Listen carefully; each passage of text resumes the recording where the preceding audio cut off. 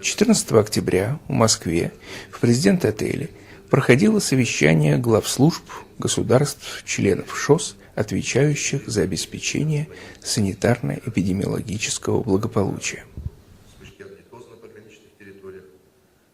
Собравшиеся представители 6 стран обсуждали перспективы сотрудничества и меры по противодействию ряду тяжелых заболеваний, меры по профилактике болезней общих для человека и животных, вопросы создания систем раннего оповещения в борьбе с вирусными инфекциями. Хотел бы предоставить слово Александру Николаевичу Куличенко, директору Ставропольского научно-исследовательского противоучебного института, того института, который несет ответственность за благополучие по особо опасным инфекционным заболеваниям, мониторинг за природными очагами чумы, крымской геморрагической лихорадки на территории субъектов Северокавказского и Южного округов нашей страны. Это один из 5 институтов, специализированных институтов противочумных, которые есть в системе санэпиднадзора и которые несут специфические полномочия по обеспечению благополучия на территории нашей страны. Пожалуйста. Особую значимость сегодня, напрямую связанная с качеством оценки ЧС, приобретает проблема новых и возвращающихся инфекций. Среди факторов, которые способствуют распространению таких инфекций, я хотел бы обратить внимание на возможное отсутствие готовности лабораторной базы диагностики этих инфекций.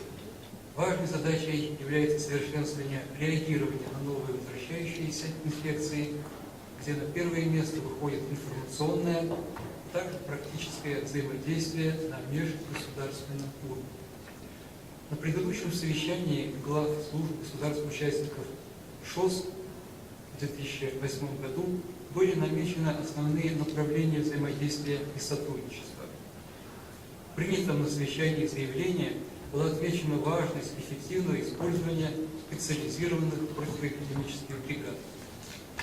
В Российской Федерации специализированные противоэпидемические бригады, или СПЭВы, сокращенно противочумных институтов, сегодня являются одним из основных элементов предупреждения и реагирования на чрезвычайные ситуации и вспышки инфекционных болезней.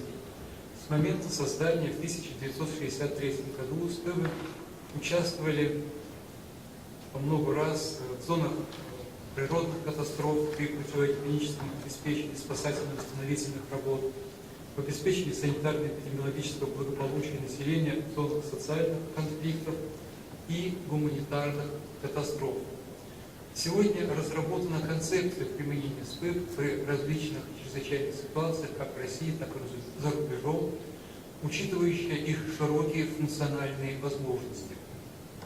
Так, последний опыт работы СПЭВ за рубежом – это работа специалистов Ставропольского противочумного института в составе миссии Евровоз в Файзабадском районе Республики Таджикистан при эпидемиологическом расследовании вспышки неизвестной инфекции.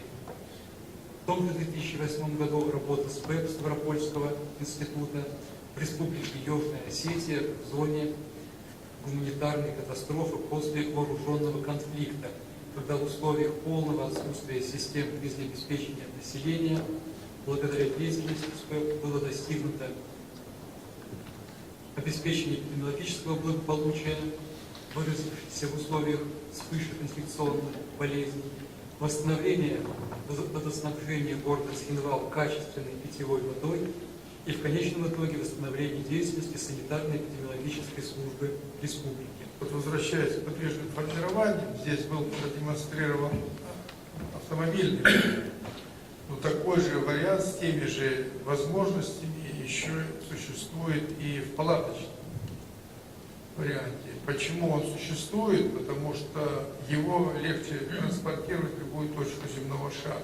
Эти комплексы позволяют нам реагировать на вспышки, и не только вспышки, а на восстановление санитарного благополучия в регионах техногенных катастроф, или просто возникновение природных заболеваний, массовых заболеваний среди людей. Ну, например, вот если говорить о ближайших годах. Такой комплекс, правда, не модернизированный, использовался при ликвидации холеры в Одесской области на Украине. Это был у нас 90-й год, тогда мы выставляли специализированную противоэпидемическую бригаду из Ростова. В Армении во время катастрофического землетрясения 1989 года там стояло 5 таких комплексов, только в старом исполнении. То есть вот включение такого рода лабораторных мобильных формирований, в составе которых кроме лабораторий еще есть и специалисты, эпидемиологи, которые способны оценивать ситуацию и, давая рекомендации местным службам здравоохранения, давать возможности своевременно проводить эти мероприятия. В перерыве участники совещания вышли к прессе и подвели предварительный итог встречи. Добрый день, уважаемые коллеги. Мы рады вас приветствовать на нашем форуме. Сегодня проходит второе по счету